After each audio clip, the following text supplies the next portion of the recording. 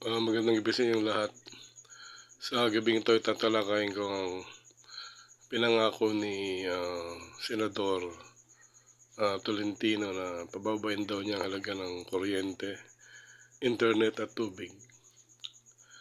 Sa mga hindi nakakaalam, ang kanyang pinapangakong ito ay talagang makatotohanan sapagkat ang pagmahal ng kuryente at tubig ay kagagawan lamang ng mga kumpanya na siyang nagpapatakbo ngayon sa nasabing mga serbisyo.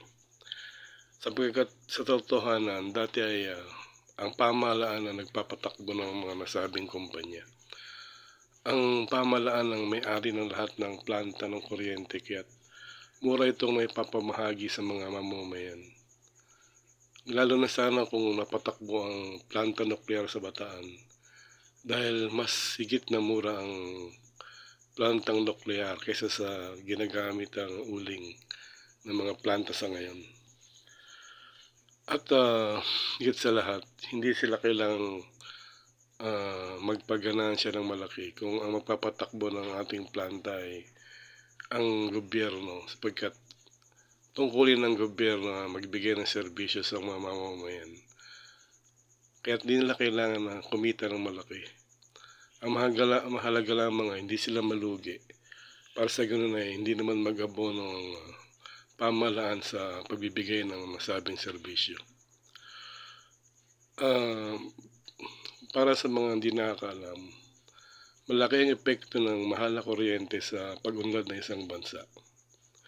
Ito sapagkat ang mga kumpanya, dayo man o lokal ay lalo na mga pagawaan o pabrika ay labis na nangailangan ng kuryente.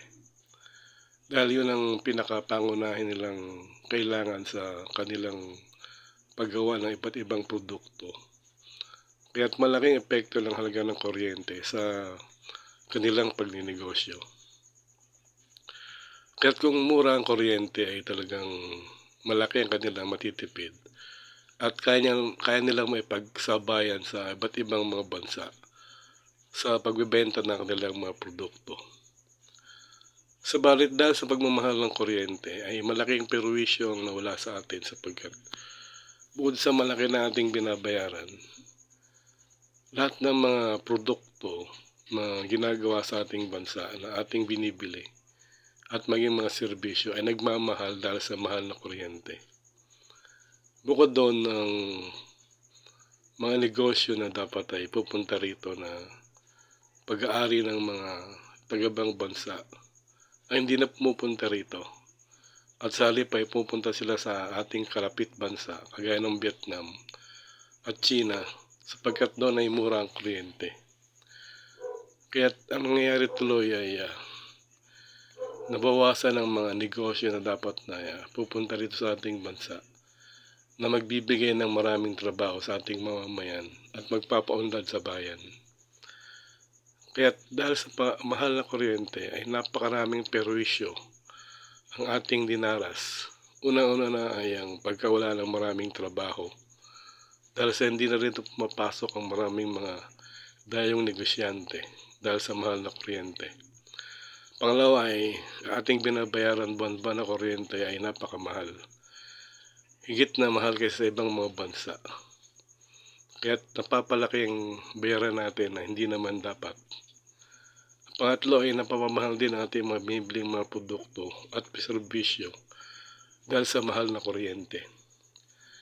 Kaya naman nakapagtataka kung bakit matagal nang alam ng lahat na ang batas na ipira ang dahilan kung bakit nagmahal ang kuryente.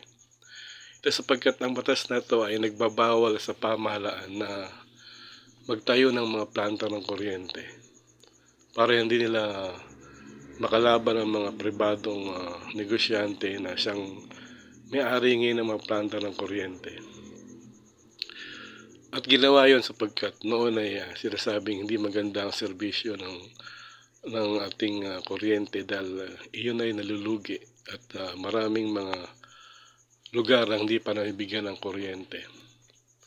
Subalit hindi pagkakasala yun ng kumpanya kundi pagkaasala ng mga tao nagpapatakbo ng mga kumpanya ng ating kuryente na kanilang sinadya para magkaroon sila ng dahilan para maibenta ang mga planta ng kuryente.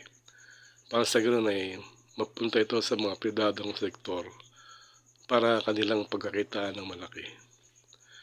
Sa madaling salita ay dahil sa korupsyon, kaya nagmahal ang kuryente sa ating bansa.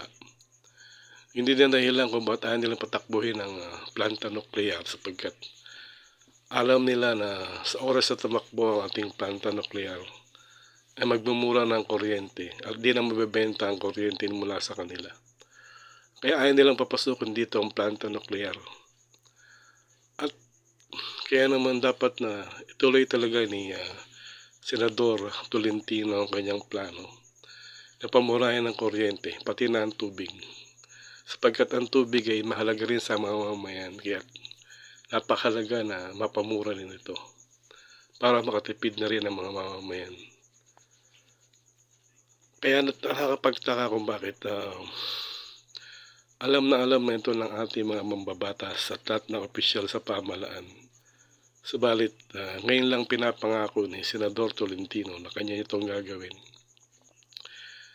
Sa kabila ng 6 taon siyang nanungkulan na bilang senador. At alam na naman niya ang problema ngayon. Kaya talagang kung tutusin ay may malaking kasalanan sa ating mga pinuno sapagkat pinabayaan nila na magmahal ang ating kuryente at tubig. Samantalang maaari na lang gawa ng paraan para yun ay magmura.